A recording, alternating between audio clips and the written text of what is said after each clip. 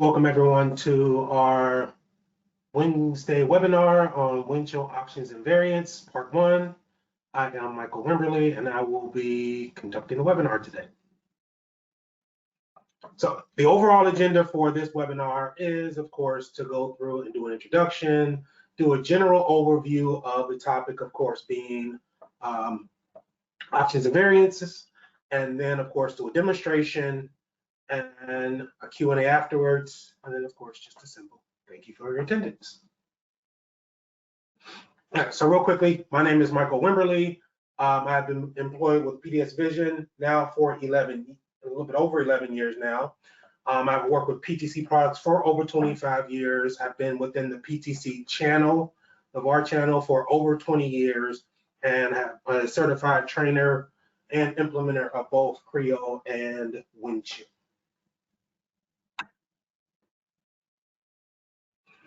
All right, and then of course, as PDS Vision, we are multiple companies in one. Our company used to formerly be Boundary Systems. We also have Sconces now part of us and part of Boston Engineering that is part of PDS Vision North America. We are a technology leader. We are the first PTC global reseller and preferred service provider. We have software solutions developer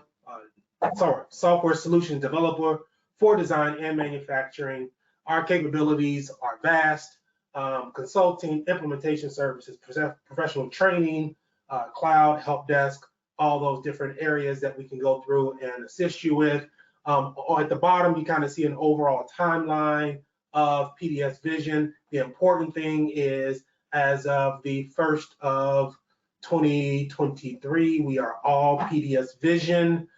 So no matter whether we came from Boundary, whether we came from Sconce or the division of Boston Engineering, we are all PDS Vision, and we are across North America, as you can see in the map as well. We also are in Europe, we're in parts of Asia and South Africa. So we have quite a vast range of locations and services that we can provide to you and your company, which makes us a great partner for you when it comes to your other global locations, because we can also reach those locations as well.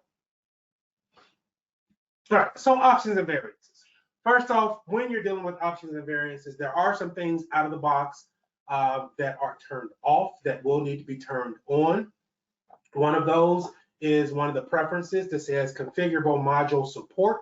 You want to change that to yes to allow for options and variants interface to be available. You also want to go in and create conditional rules to add components, which is, once again, there's a Windchill platform structures that you want to go through and add to your installation. You want to add users to an option pool and sets for your PTC platform structure licensing, which once again gives them access to be able to manipulate this. And then we'll also look at on the product details page, which we'll see that in just a little bit when we go into Windchill. We also want to go through and add assign option set and options set to the table.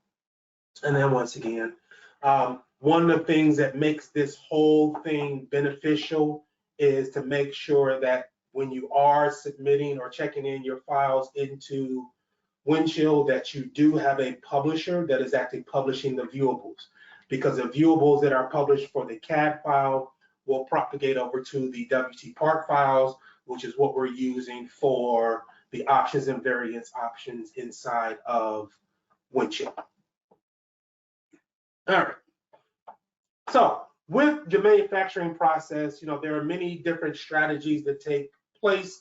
You have, of course, when you're building things up and you're ordering things, you have assemble to order, basically built to order, where once again, things like passenger vehicles, large heavy equipment, computers, we go through and we specify what we want in each one of those, and those are built based on what we've selected. We also have configure to order, which is industrial products, automotive, and aerospace suppliers. So once again, based on the need of the automotive company you're working with, you go through and of course you configure it based on their specific need. Engineered to order, once again, automotive and aerospace suppliers. Assemble to stock, once again, customer product industry. So once again, based on what we have is what we're basically going to build it on. And then contract product development, which is customer design and marketing, like once again, dealing with the defense industries. All right, so with a configurable product, so basically our configurable product is a configure to order. So we're going to go through and now specify things based on how we want them to be set up. A configurable product or assembly that we're going to work with is this FSS bike. And it basically is configurable with many options. We can see those over here when we look at the model tree, and we'll see it inside of Creo as well. Is we go through and we build up our assemblies with all the options available, and then we will go through and configure based on what we actually want to see or how we want to configure it. All right. So, and that's what we're looking at here. So each one of those configurable options that we go through, we would call those configurable modules. Each one of those will have multiple choices in it. So option 1 or module 1 will have choice 1, 2, and 3. Module 2 will have choices 3, 4, and 5, so on and so forth.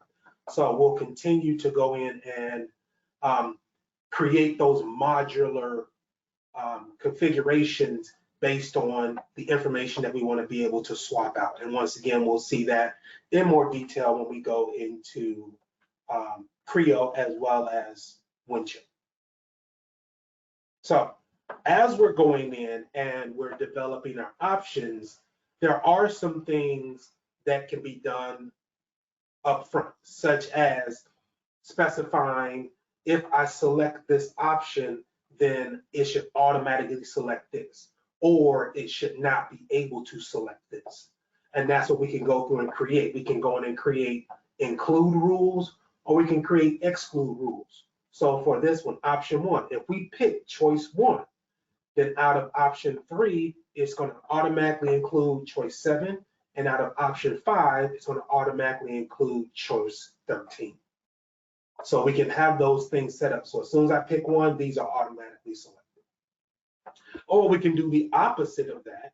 And when we come down here and say, okay, when we're in option 1 and we choose choice 1, we want to be able to pick anything but choice number 9. So we want to be able to exclude options from being available from our selection as well. So once again, we can go through and automatically include something based on a selection, or we can go through and automatically exclude something based on our selection. So that makes it even easier when we're going in and manipulating our configurations, because it's one less thing that we have to worry about. And one of the important things is not being able to create an incompatible selection. So it kind of allows us to set up those rules. Also, once we go through and we specify our variants that we want to go through and create, so once we create that whole modular configuration that we wanted, the variant of that, we can now go through and use that as a view. So we can go through and specify an actual view based on that configuration, and then have an updated bill of material, and of course being able to then export that bill of material to order. So that's a benefit of this as well, is once we create that variant, it is accessible through our saved views, being able to use it, and simply once again use it as a BOM, or show it as a BOM. All right, so at this point we will go ahead and jump into the demonstration.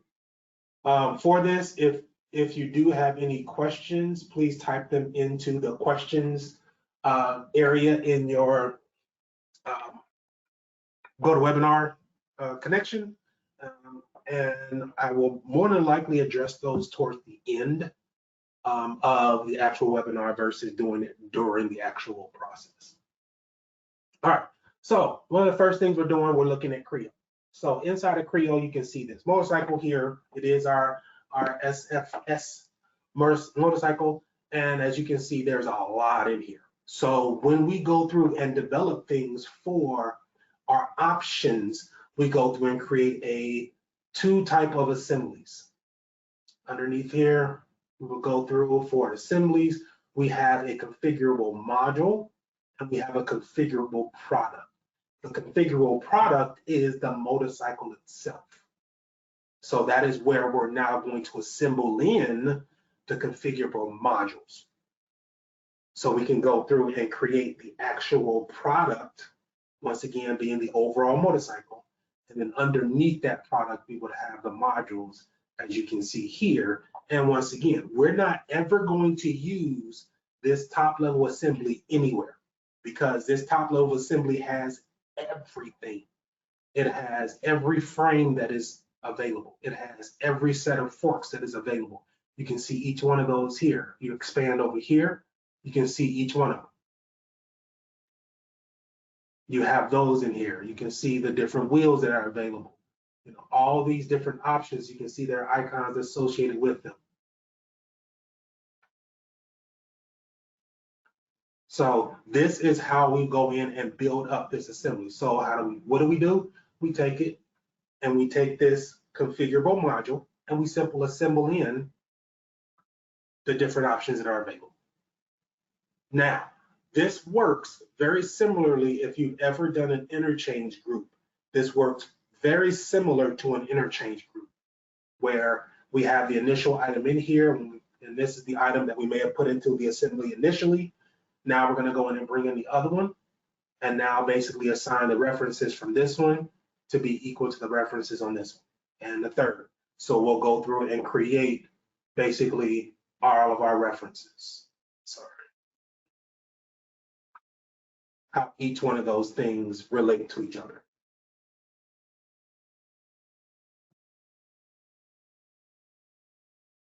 So that when we do go through and use them in the assembly, they basically fit into position appropriately.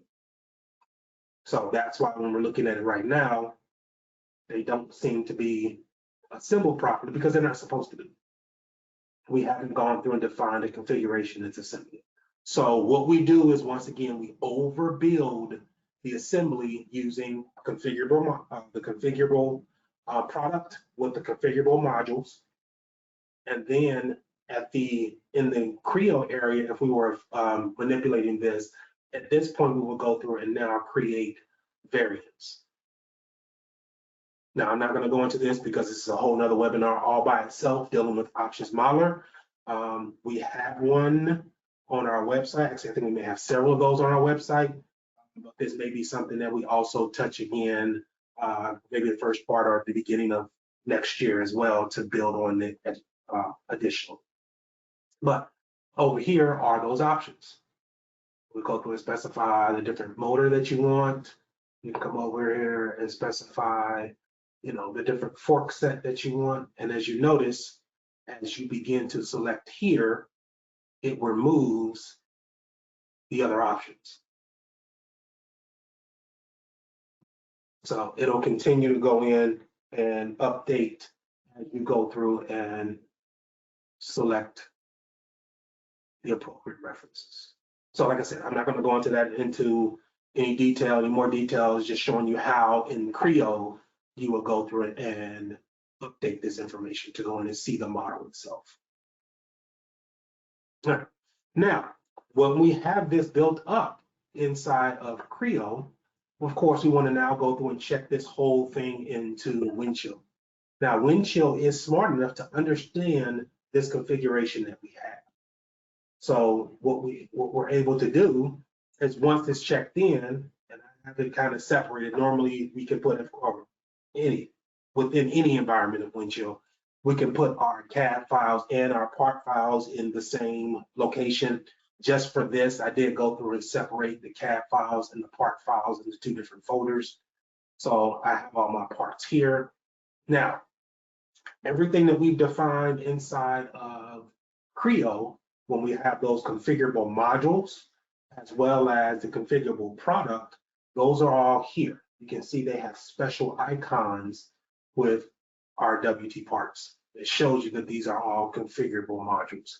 And it shows that this is a configurable product. So these modules correspond with what we have.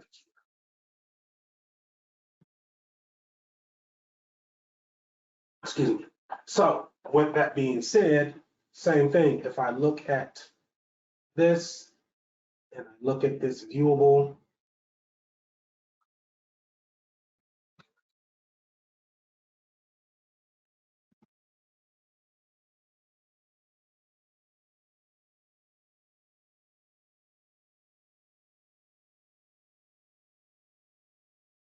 loading everything,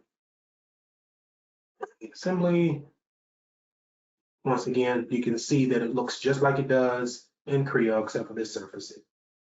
This is a surface that needs to be hidden, but you can see that it is overbuilt as well. So it shows it just like it does inside of the Creo model. So that's why we also say that it is important when you're going in and using options modeler, when you're using options and variants, that you do have a publisher created.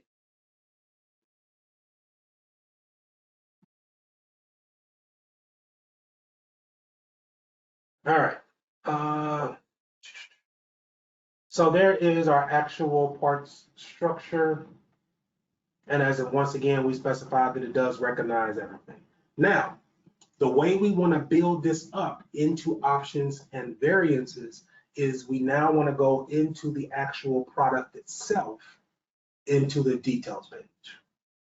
The details page is now where we go through and have our options. So we have our options pool, we have our options set. So this is what we're talking about. Options pool will more than likely be there. Options sets may not be there. But I kind of started some of this because, as you saw, there are quite a few options available inside of this assembly. So I've gone through and defined a few of those already. So option sets here, options pool is where we would now go through and say, okay, just like inside of Creo, we have this frame assembly. Okay, in this frame assembly, you want to go through and define those three options. So same thing that we have over here for this frame assembly, we're going to go through and define them here.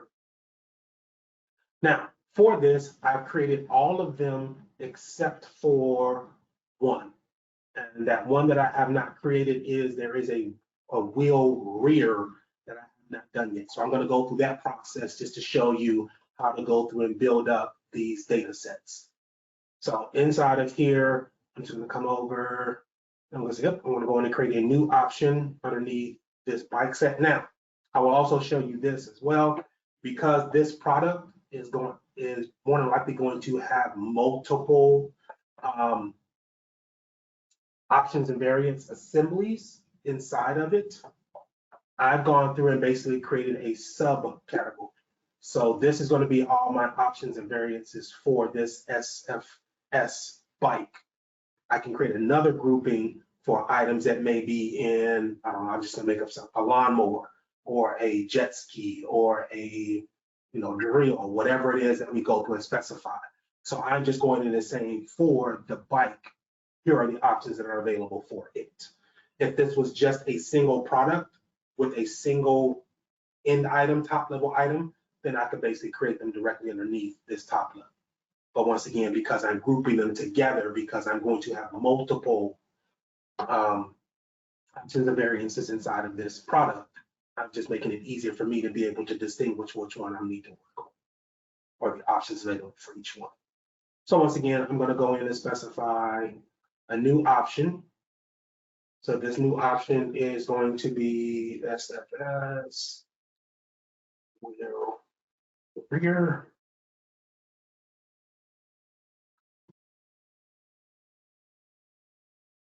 And there it is. So right now, you can see it's just right there. There isn't anything else associated with it at the moment. Doesn't have any options, but we're going to go through and now add those additional options. And there is the choices that we're going to go through and define. So for this one, we are going to have S.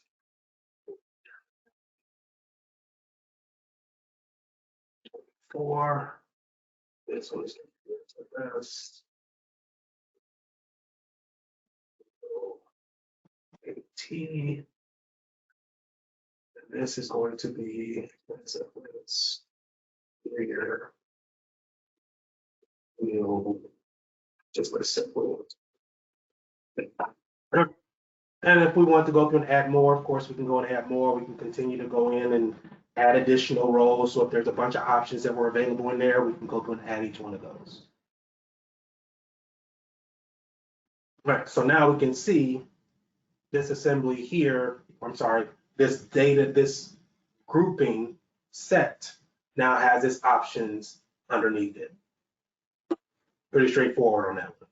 So each one now it has its own set of options. And once again, these are what we've gone through and used with respect to, the structure that was already created inside of Creo. All right, so the next thing we want to go through and do is we can now go into our option sets. And this is our current option set. So up here, and I'll explain this in just a moment, we've already assigned this option set to this product, which allows me to go through and now associate the options and choices that I've defined to actual WT parts. And we'll do that in just a moment.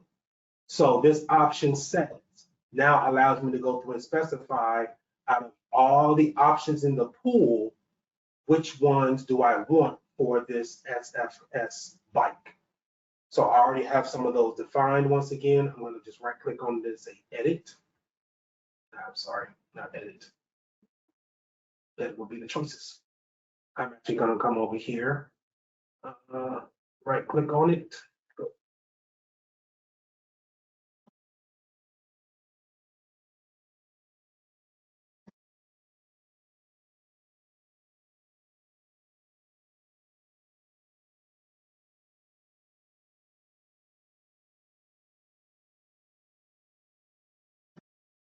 Okay. Should have it.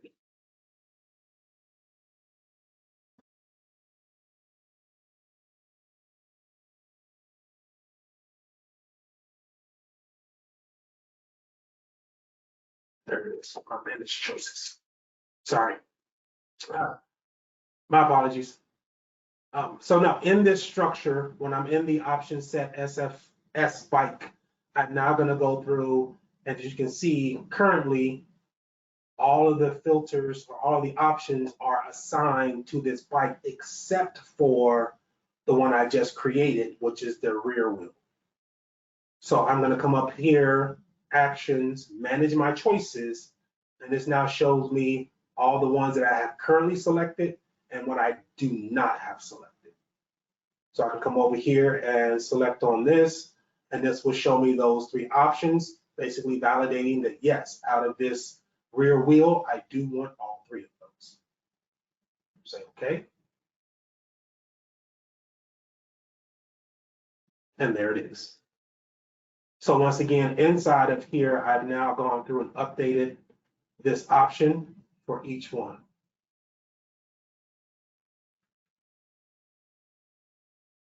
All right. So once again, inside of the options pool area, just actually even so that we can have a better understanding. So you can see up here, there is a section for the description that was not available when I was initially creating the options, but I can come over here and edit each one of those. So for like this rear wheel, the 24, that option for the description, that's actually for a street bike.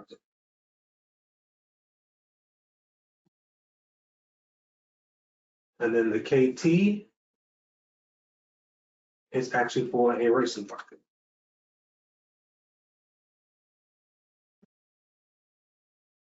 And then the rear wheel assembly is actually for off-road.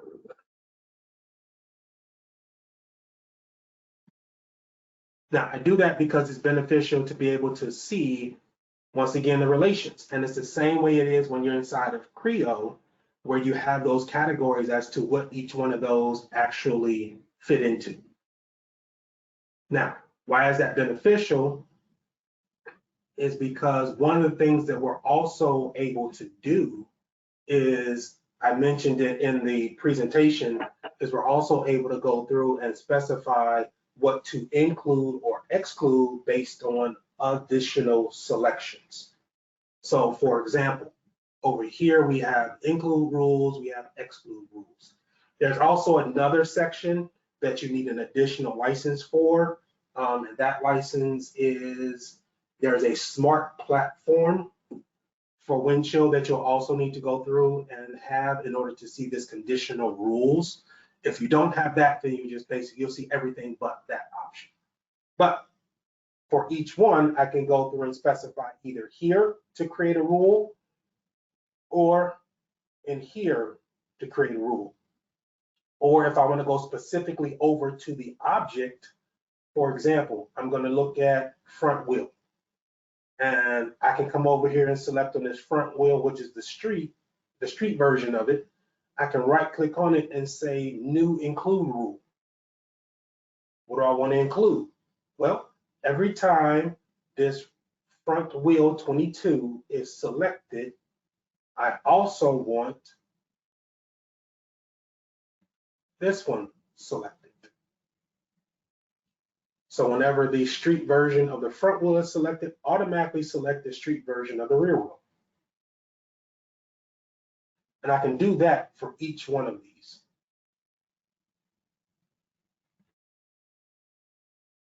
Once again, what it does is it allows my configuration to be more of an automatic configuration, because I'm setting up rules that says, if, you know, when you select this, automatically select this. You know, that way I don't have to worry about, once again, having incompatible selections for my configuration. Now that I've defined that, when I come back up here and I look at include rules, there they are. So these are all the rules that I've gone through and specified for these wheels. The other thing, as I mentioned before, is I can also go and include and exclude rule. So I'm going to do this one a little bit different. So for this one, I want to go through and specify that if this engine is selected, then I want to exclude the main frame, which is a smaller frame for the bike. So I'm going to select on that, and I'm going to do, sorry, from here, do an exclude rule.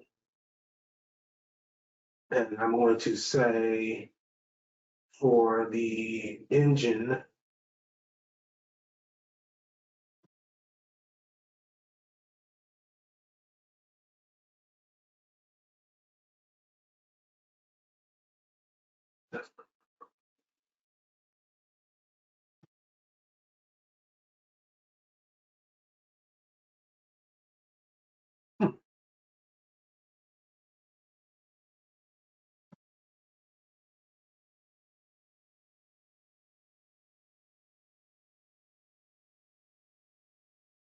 so this one.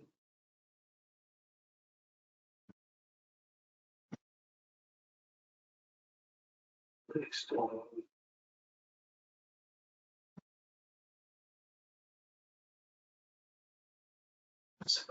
sorry, this isn't working the way it's supposed to. I'll do it the other way. I apologize. For some reason, it's not selecting what I'm looking for.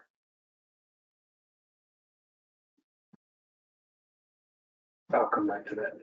But what I'm looking at, I'll do it in the conditions. Conditional rule. So for this one, this conditional rule is going to say, basically, if the, and it's like an if statement, and that's why I'm saying it in my head. SF engine. So if this engine, make sure you don't select on things. if this engine, the SF engine D, is selected, then we want to disable the choice of S as main target.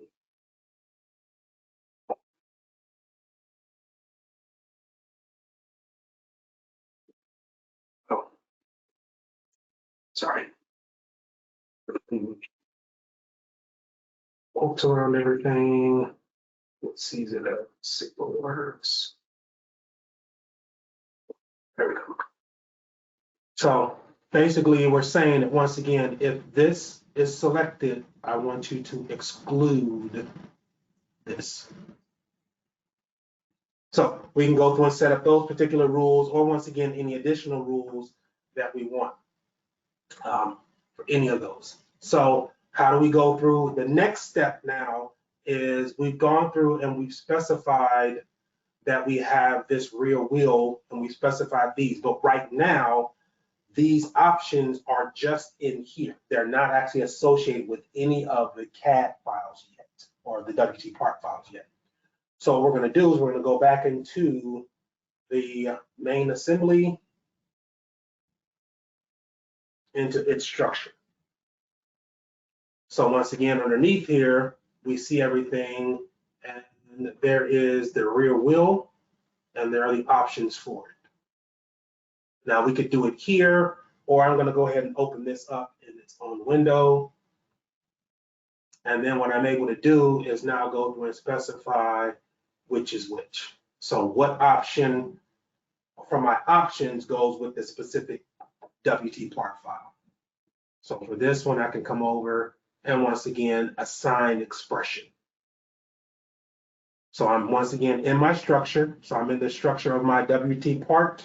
I went to the top level assembly, opened up the configurable assembly underneath it, or structure underneath it. And now I'm going through and assigning each one of these WT parts to an expression that I've defined in my options and variants, or my options, sorry. Assign the expression. The expression is going to be your rear wheel. And for that first one, it is going to be this one. Same thing with this.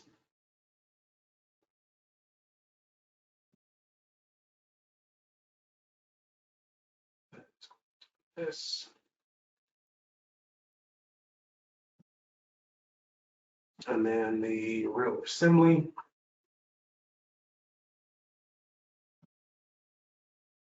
That one.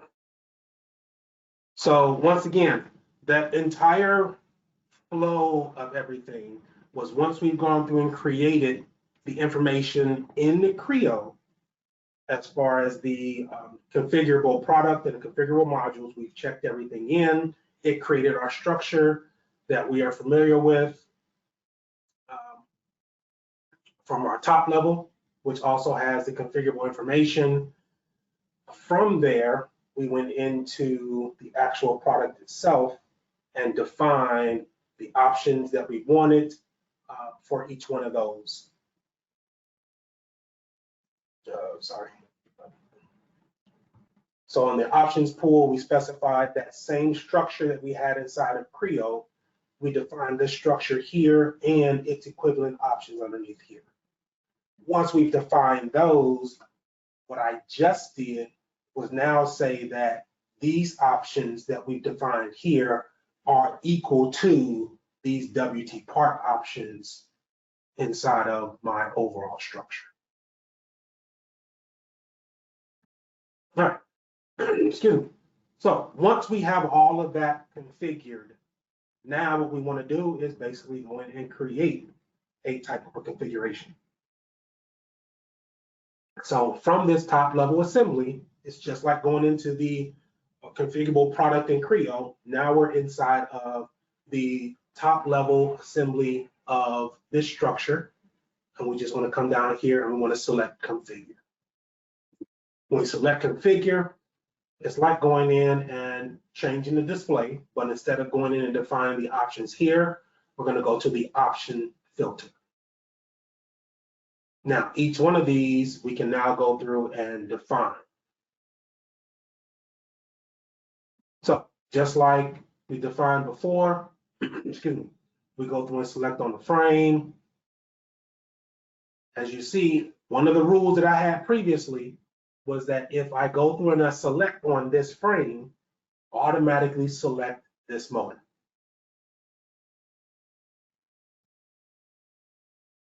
Same thing here. If I come over here in my wheels and I select on these, you can see that it automatically selects the appropriate wheels here.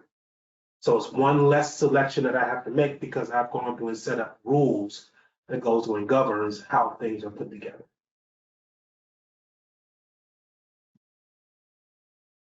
So I can come through each one of these and specify what I'm looking for.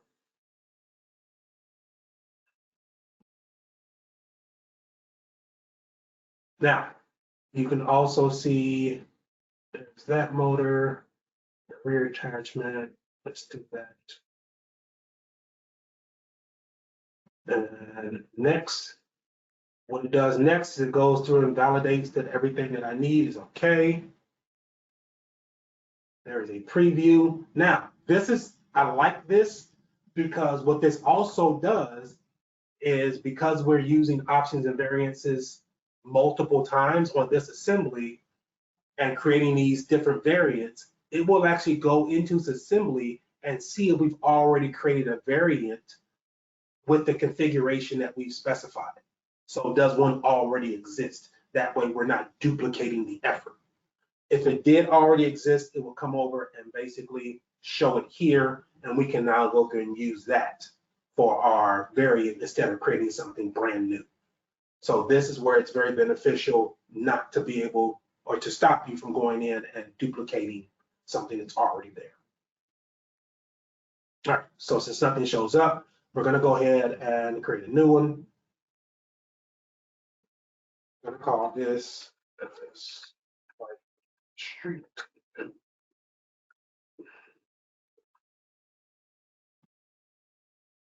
Next. And then once again, create a new modular variant. Excellent. And there it is. So now when we go through and we look at each one of these, instead of seeing the overbuilt assembly, we see exactly what we've gone through and specified. Now, I'm going to show you the viewable for this. Now, this viewable is not going to be put together the way it would be if you did it in Creo. The reason being is when you go through and specify it in Creo, it actually regenerates and put everything together. This viewable does not necessarily, it's not actually bad. That's actually not bad. I like that. So it does go through and show it on this one at least. It shows everything together pretty well. But you will have instances where depending upon what you're selecting, things may not line up. Only because, once again, it's not regenerating and reattaching items. But the street bike looks good. But once again, you can see that it basically has now toned down what it's displaying. Awesome. Now, this configuration, if I go back into my parts, this configuration will actually be listed down here at the bottom. So it does save that as a specific configuration. So just like everything else, if I decided I wanted to go through and create another one, I'll go back into this top level assembly. As you can see, I am in it. There are all the options again, and just simply create a new configuration. Now let's see if I can be accurate enough to redo the one that I just did.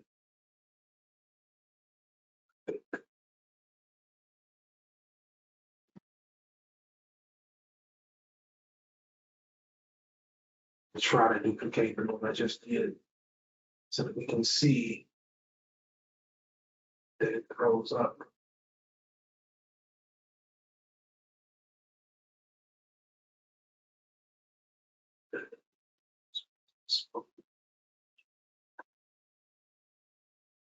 No issues. I did something different. One of my options were different. Let's go back.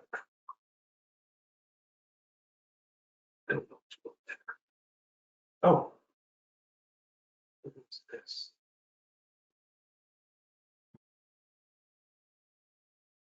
Yep. Oh no, that's not. No, I obviously did not do the exact same specifications. But once again, if I had defined the same specifications, it will go through and throw up that it is actually already there. And I apologize, I don't know which option I did differently.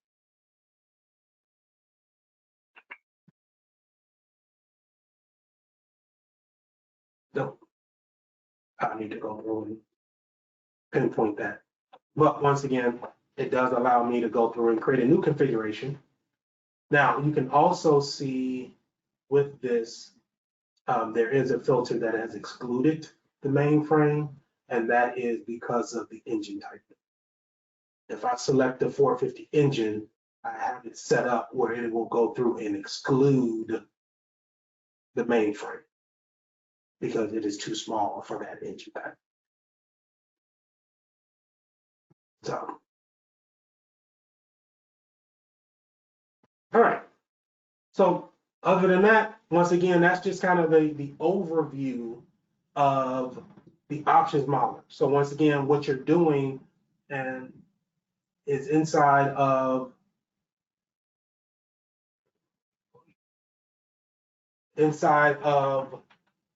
your product. Once again, once you have everything turned on, what you're basically doing is duplicating what you've set up inside of Creo.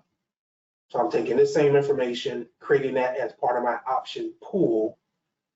So my frame, and then all the options underneath it, my forks, all the options underneath it for each one of those.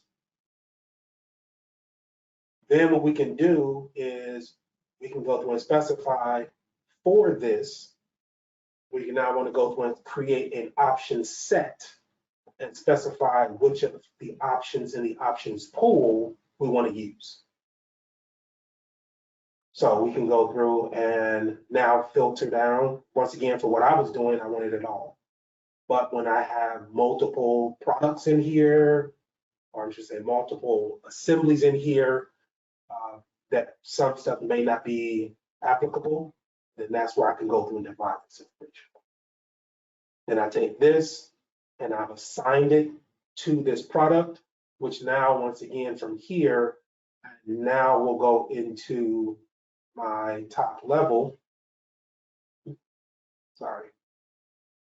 into the top level assembly, and now assign the appropriate options. So this part, this option equals this part. This option equals this part. And once again, this is now linking this the way it was inside of Creo.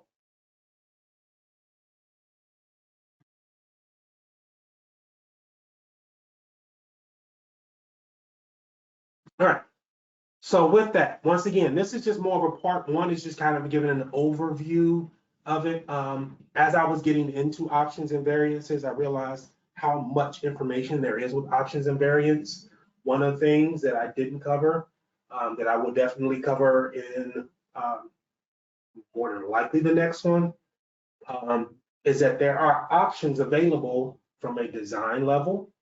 So when a designer is going through and configuring this, we can go through and give them specific options because they know what all the intricate pieces are.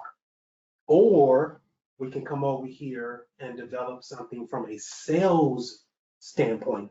So when sales may be like talking to a customer, you know, they don't need to know all the intricate pieces of it. We can now go through and maybe create an assembly, or a structure that has more options available. So we can kind of pre-configure some things that sales can go through and use.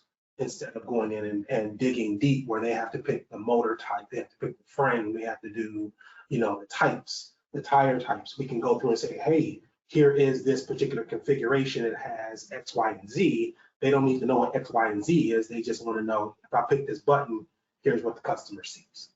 So, and we'll get into some of that in one of the next options and variants webinars.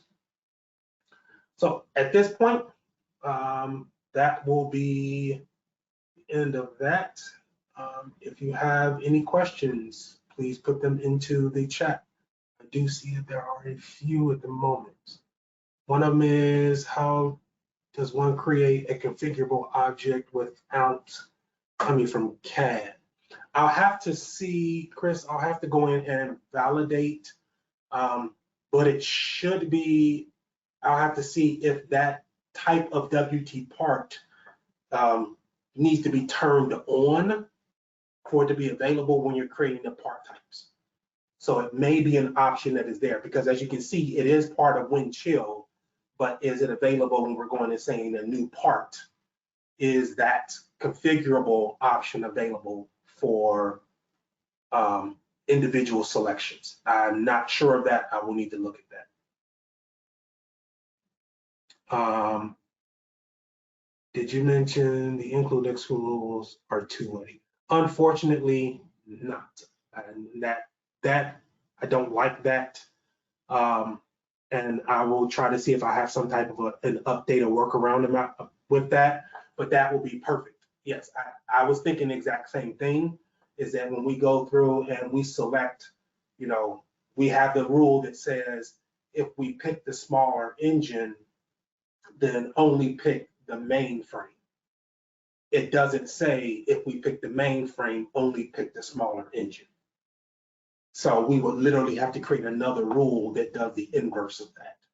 So unfortunately not. But like I said, that's something I'm going to look into to see if I can find if there is another way to make that where it's bi-directional, or maybe there's a setting that I'm just missing. Was that the end of there? Yes. If we modify the component, do these representations will be updated immediately, even if the representation in the state released or for production? They should, because the WT parts are still connected to the CAD files. So when we update the CAD files and those WT parts changes, with the updated that CAD file, then yes, it's going to create a new viewable for that. So that's going to be something that will get updated. So it will have the newer image of that, because once again, that viewable is tied to the WT part, which is tied to the viewable of the CAD. So yes, those things will be updated.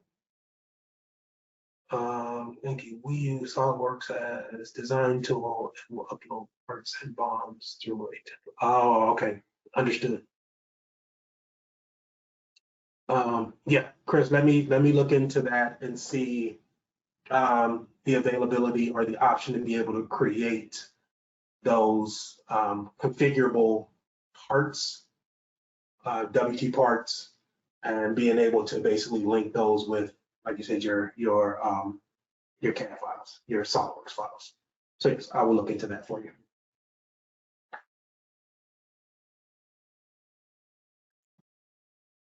All right, are there any additional questions?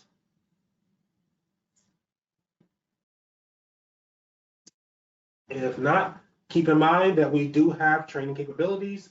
If you do want to know more about options and variances, or anything with Windchill, or anything with Creo, or any other things that we do, visit our website. It is at PDSVision.com. But specifically these things, we can go through and do training. This one, you can definitely do mentoring, because this is very specific and it will be specific to your environment. So this will more than likely be something that will be worth doing mentoring versus trying to do a general training class. But of course, that information, we can do that virtually. We still keep the COVID up there, because as we all know that COVID is making its round again. Periodically, you'll see it pop up, but we still have those COVID restrictions where necessary. We respect those. We can do it in center, which means we can basically you can come to us and we can go to our training center, or we can do it on site, which once again, if it's available, come to you guys and we can do it on site. But as I said, definitely check our website for any additional information, training classes, or if you want to get in touch with us, any of that. We can go in and create any type of customizations or mentoring that is necessary. If you do have any questions, please feel free to reach out to me, michael.wimberly@pdsvision.com. You can also reach sales@pdsvision.com, or once again, if you just reach out to me, I can always get you in touch with someone from our sales department, or any other technical questions that you may have for us.